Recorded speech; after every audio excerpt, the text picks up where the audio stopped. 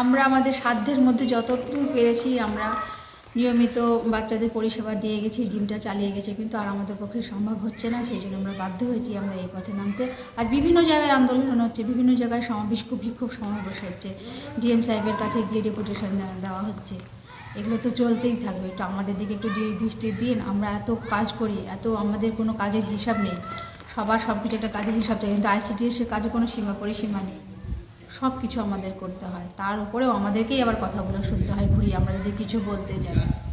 আমাদের নিজেদের পয়সা খরচা করে তো সব কিছু করা সম্ভব না।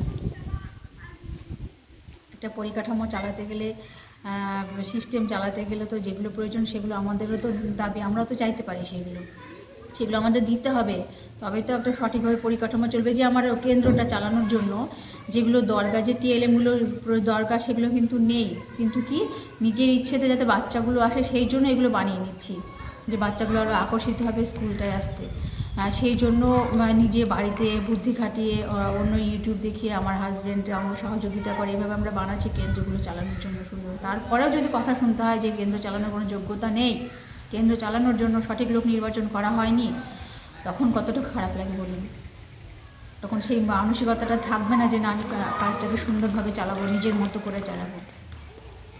আমরা প্রত্যেকটা অঙ্গনারী কিন্তু বাচ্চাদেরকে কিন্তু নিজেদের মতো করেই কিন্তু আমরা ভালোবাসি, নিজেদের মতো করে শেখাই। এটা আমাদের সন্তানের মতো না। আমার যেমন সন্তান আছে, আমার দায়িত্ব আছে, আমার এই সেন্টারের বাচ্চাগুলোর প্রতিও কিন্তু আমার ততটাই দায়িত্ব আছে, কর্তব্য আছে। সেইভাবেই আমরা চালানোর চেষ্টা করি সেন্টারটাকে। তারপরেও আমাদের কথা শুনতে হবে। আজকে নমস্কার। আজকে যে ভিডিও নিয়ে এলাম, আবার আমাদের আন্দোলনের পথে, আবার বিক্ষোভের পথে যেতে হচ্ছে। গত 3 মাসের আমাদের সবজি জ্বালানি বিল সবটাই বাকি। তো সেই জন্য আমাদের গত 11 তারিখ আমাদের বহরমপুরে, আমাদের মুর্শিদাবাদ ডিস্ট্রিক্টের আমাদের ডিএম সাহেবের কাছে আমাদের ডেপুটেশন ছিল। তো যাই হোক, আমি আমার নিজে যেতে পারিনি। এটা আমার যাওয়ার একান্ত ইচ্ছে ছিল, আমি নিজে যেতে পারিনি সেখানটায়, কারণ আমার ছোট বাচ্চা আছে, বাচ্চার জন্য না হলে আমি অবশ্যই যেতাম। তো আগামী দিনে আমার বাচ্চাটা একটু বড় হয়ে গেলে আমি নিশ্চয়ই যাব। তো সেখানে আমার আরও যারা আমার সহকর্মীরা গিয়েছিলেন তারা ভিডিও করে নিয়ে এসেছেন, সেটা আমি শেয়ার করছি আপনাদের কাছে। তো তার আগে আমি কিছু কথা বলি। আমি তো আমার সেন্টারের ভিডিওগুলো বানাই, আমি বাচ্চাদের পরিচর্যা করি, যেভাবে কেন্দ্রটা পরিচালনা করার দরকার সেভাবে করি। কিন্তু আমাদের তার জন্য আমাকে অনেক রকম কথা বলেন। কেউ বলেন যে আপনারা এই ভাতাতে আবার এত কিছু কী করে করেন। তো সেই দিকটা আমার আলাদা দিক, যেটা আমি আগে বলেছি এখনও বলছি। কিন্তু আমাদের যেগুলো প্রয়োজন একটা সেন্টার চালাতে গেলে, যেগুলো আমাদের পক্ষে সম্ভব নয়, যেটা আমার পক্ষে করা সম্ভব সেটা আমি নিজে করি, কিন্তু যেটা আমার পক্ষে সম্ভব নয় সেটা তো আমি করতে পারবো না। এই যে 3 মাসের আমাদের জ্বালানি বিল বাকি, জিম বন্ধ করতে বাধ্য হয়েছি আবার। এবং কি একটা মোক্ষম একটা টাইম, এখন শীতের সময় ডিমের রেটটাও বেশি, আমাদের 6.5 টাকা রেট দেওয়া হয়, সেইতে আমরা কী করে আমরা ডিমটা চালাবো, তার উপরে বিলটা বাকি, আমাদের পক্ষে সম্ভব না। সেই জন্য আমরা জানিয়েছি যে আমাদের বিল সম্পূর্ণরূপে মেটাতে হবে, আমাদের ডিমের রেটটা বাড়াতে হবে, নাহলে কিন্তু আমাদের পক্ষে চালানোটা অসম্ভব। এই যে ছোটো ছোটো শিশুগুলো আসে কেন্দ্রে, এসে ডিমের কথা বলছে, খুব খারাপ লাগছে, খারাপ লাগলেও কিছু করার নেই।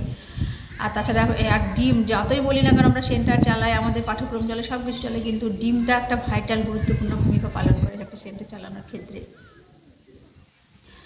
তো আমাদের উপরে এত প্রেশার, জ্বালানি যা বিল দেয় তা হয় না, আমাদের সম্ভব হয় না আমাদের। আমি সেন্টার চালাই ঠিক আছে, কিন্তু এগুলো তো জানা দরকার সকলের।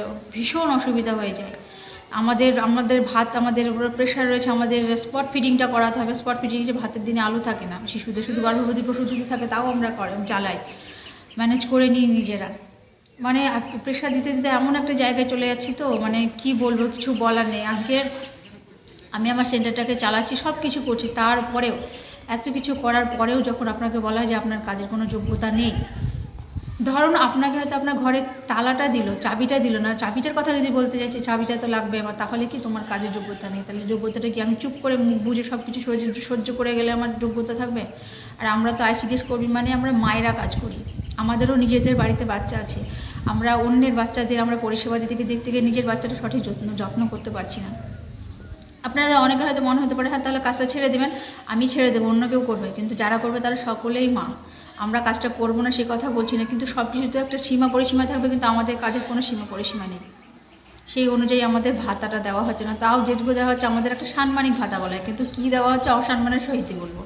কেননা একজন সরকার দিচ্ছে তো আর একজন ঠিকঠাক টাইমে আমরা পাচ্ছি না। বিলগুলো আমরা কী করে, আমাদের ডিমের দোকানে কী করে আমাদের ডিম দেবে 3 মাসের যেখানে বিলটা বাকি? আমরা জ্বালানিটা কিনবো কোত্থেকে?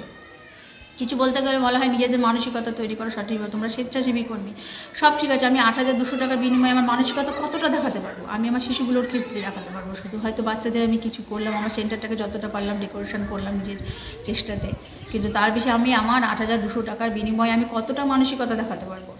সেবাটা দিতে গিয়ে আমরা যেমন একটা শিশুর ক্ষেত্রে আমাদের বলা হয় কম করে 2 বছর পর্যন্ত একটা বাচ্চাকে বাইরের খাবারের পাশাপাশি মায়ের দুধ পুরোপুরি খাইয়ে যেতে হবে, কিন্তু আমরা ডিউটি করার পর 12টা অবধি সেন্টারে থাকার পর আবার বলে এই কাজ করো সেই কাজ করো, সেখানে বাড়িতে ঢুকতে ঢুকতে 2টো 3টে 4টে বেজে যায়। সেখানে যে মায়ের বাচ্চা ছোট, তাহলে সে মা তার বাচ্চাকে নিজের বুকের দুধ কতটা টাইমটা দিতে পারছে? এগুলো তো একটু ভাবার বিষয়, তাই না? আমরা যে পরিষেবাগুলো দিই আমাদের সীমাহীন পরিষেবা। আমরা যখন আমাদের চুক্তিপত্রে সইটা করা হয়, আমরা তো ভাতা পাই, চুক্তিপত্রে সইটা এত কিছু কিন্তু তখন ছিল না। আস্তে আস্তে কাজের মাত্রা বাড়তে বাড়তে একদম এখন আমাদের দেওয়ালে পিঠ ঠেকে যাচ্ছে। আমাদের তো তাহলে বিলটা তো সঠিক সময় দিতে হবে যাতে আমরা পরিষেবাগুলো ঠিকঠাক চালাতে পারি, নাহলে কেন্দ্রটা আমরা কী করে চালাবো? আমাদের জ্বালানি বিলটা বাড়ানোটা প্রয়োজন। এবার গ্যাস দেবে শুনতে শুনতে তো শুনেই যাচ্ছি গ্যাসের কোনো ব্যবস্থা নেই, তাহলে জ্বালানি বিল যেটা সেটা তো বাড়ানোটা প্রয়োজন। সেদিকে কিন্তু সরকারের কোনো নজর নেই।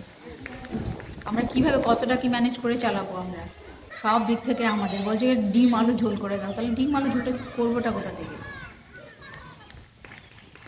একটা সিস্টেম, একটা আমাদের এই পরিষেবাটা চলছে তার তো একটা সঠিক পরিকাঠামো নেই, কিচ্ছু নেই। শুধু এই কাজ করে যাও সেই কাজ করে যাও, একের পর এক চলছে চালাও। আমাদের তো সেই নেই যে আমাদের আমাদের নিজের ঘর থেকে পয়সা খরচ করে, আর কতদিন নিজের ঘর থেকে পয়সা খরচ করে আমরা খাওয়াবো? আমাদের পক্ষে সম্ভব না ঘর থেকে পয়সা খরচ করে খাওয়াবো। সেই জন্য আজ আমাদেরকে ডিএম সাহেবের কাছে যেতে হয়েছে। আমি নিজে যেতে পারিনি, আমি আমার সহকর্মী দিদিভাইদের কাছ থেকে জেনেছি, তো তারা বলছে ডিএম সাহেব আশ্বস্ত করেছে যে আপনাদের এই মাসের মধ্যে বিলটা সব বিল আপনাদের মিটিয়ে দেওয়া হবে। এখন দেখা যাক, আমাদের অ্যাকাউন্টে টাকাটা ঢুকুক, তারপরে আমরা দেখব কি যে বাচ্চাদেরকে ডিম থেকে আমরা ডিমটা দিচ্ছি না এখন, এটা তো ঠিক না, তাই না? কিন্তু আমরা বাধ্য হয়েছি ডিমটা বন্ধ করতে। এর আগে হয়েছিল কিছুদিন আগে ওরকম ডিমটা 2 দিনের জন্য বন্ধ করছে, তারপরে আমরা বিলটা পেয়েছিলাম। তো ঠিক এইবারও তাই, গত 8 তারিখ থেকে আমরা ডিমটা বন্ধ করেছি।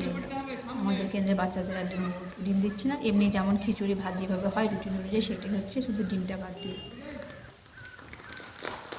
এগুলো তো সরকারের একটু দৃষ্টি দেওয়া দরকার। শুধু কাজের ওপরে কাজ প্রেশার দিয়ে চাপিয়ে দিলেই তো হবে না, সব কিছুতে প্রচুর এত প্রেশার আমাদের ওপরে, মাথার ওপরে।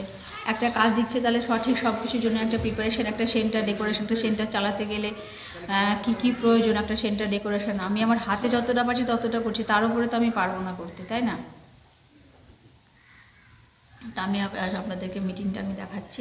আমাদের যে বহরমপুরে যে আমাদের যে সমাবেশটা হয়েছিল সেটা আপনাদের সঙ্গে আমি শেয়ার করছি। আমি আমার সহকর্মী দিদি তার কাছ থেকে নিয়েছি ভিডিওটা, সেটা আপনাদের সঙ্গে আমি শেয়ার করছি।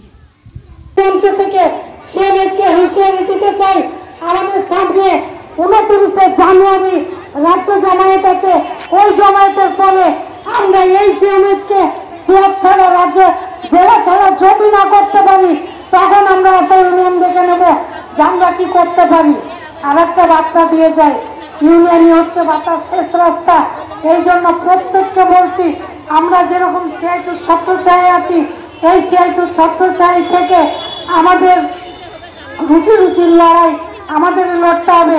আমাদের ঘরের ছেলে মেয়েদের ভবিষ্যৎ খুব খারাপ, এই ভবিষ্যৎ বাঁচাতে হলে আমরা কিছু যে আশা কর্মীরা আছি, যে আইসিডিএস আছি, সামনে পঞ্চায়েত ইলেকশনে মানুষের ধরে ধরে বলতে হবে 500 টাকার মোহে তোমরা যাবে না। একটা ছেলে মেয়ে আমাদের বামপন্থী সরকার আইসিডিএস আশা মিড ডে মিল দিয়ে গেছে, প্রজেক্ট তৈরি করেছে, তবুও আমরা ছেলে মেয়েদের চোখে ডাল ভাত দিতে পারছি। যদি আজকে 500 টাকার মোহে একটা মেয়ে চাকরি করলে তাকে 5,000 টাকা করে দিতে হলো, 5 বছরে কত দিতে হয়? 12 মাসে 5 বার 7,000 টাকা। তুমি 500 টাকা তোমার পকেট থেকে কেটে তোমাকে দিচ্ছে। এই মঞ্চ থেকে দুই সরকারকে হুঁশিয়ার দিতে চাই, এই শ্রমজীবী মহিলা মঞ্চ থেকে, এই শ্রমজীবী মহিলারা যে আমরা যেদিন গর্জে উঠবো সেদিন দিল্লির মসনদ, রাজ্যের মসনদ কিচ্ছু থাকবে না, তোমাদের সমস্তটা আমরা ছিনিয়ে নেব। আজকে আমাদের এই বার্তা দুই সরকারের কাছে পৌঁছানোর একটা মঞ্চ, এবং আমরা পৌঁছে দিতে চাই আমরা পৌঁছে দিলাম বলে মনে করি। আইসিডিএস কর্মীরা চাল ডাল ডিম নিয়ে এই যে প্রতিদিনের হয়রানি, এদের হয়রানি হতেই আছে। ঘর থেকে টাকা দিয়ে ডিম কিনছে 8 টাকা 9 টাকা, পাচ্ছে তারা 6 টাকা। জ্বালানি, এইসব সমস্যাগুলো তাদের যেমন আছে, পাশাপাশি মিড ডে মিল না যেটা বলে গেল কত পাই 200-300 করে ভাগে পাই, সত্যি কি 300 টাকায় সংসার চলে? চলে না তো। তাহলে আজকে মিড ডে মিলের এই দশা কেন? তাহলে তুমি তার কাছ থেকে এতটা শ্রম চুরি করবা, তাকে বেতন দিতে হবে, তোমার হুঁশ নেই। বিড়ি শ্রমিক মা বোনেরাও একই অবস্থায় আছে। এবার বলি আসার কথা, আসার সত্যি কথা, খুব এখন দুরবস্থা। কাজের ওপর কাজ চাচ্ছে, আশাকে এমন জায়গায় করে দিয়েছে যাতে আশা ইউনিয়নটা না করতে পারে, কোন জায়গায় মিটিং মিছিল না করতে পারে। 24 ঘন্টা রবিবারটা ছুটি ছিল, রবিবারটা তাদেরকে এনগেজ করে দিয়েছে। এই জন্য আশারা কি করে, যেদিনই ঘুমিয়েছে থাকে সেই দিন তারা মিটিং করতে পারে। আমি যে ভিডিও ক্লিপটা পেয়েছি সেইটুকু আপনাদের সঙ্গে শেয়ার করলাম। তো এই হচ্ছে আমাদের গণবিক্ষোভ ছিল, সেখানে আন্দোলন চলেছে, স্যারকে সবকিছু জানানো হয়েছে। তো যতটা পেয়েছি ততটা আপনাদের সঙ্গে শেয়ার করলাম। তো আজকের ভিডিওটি যদি আপনাদের ভালো লেগে থাকে তাহলে প্লিজ ভিডিওটাকে লাইক দেবেন, নতুন যারা চ্যানেলটাকে সাবস্ক্রাইব করে আমার পাশে থাকবেন। সবাই ভালো থাকবেন, সুস্থ থাকবেন, সাবধানে থাকবেন। আবার দেখা হবে আগামী একটা নতুন ভিডিওতে। খুব তাড়াতাড়ি আমাদের সমস্যার সমাধান হবে এই আশা রেখে আজকের ভিডিওটা আমি শেষ করছি। নমস্কার।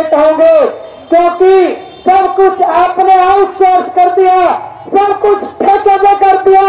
जब पूरे डिपार्टमेंट में काम करने वाले लोग आउटसोर्स से काम कर सकते हैं, तो आप अपने गवर्नमेंट के डिपार्टमेंट को भी, मंत्रालय को भी आउटसोर्स से दे दीजिए, तो आपको भी मंत्रियों की जरूरत नहीं है। तो इसलिए साथियों, इन लोगों का मुकाबला करने के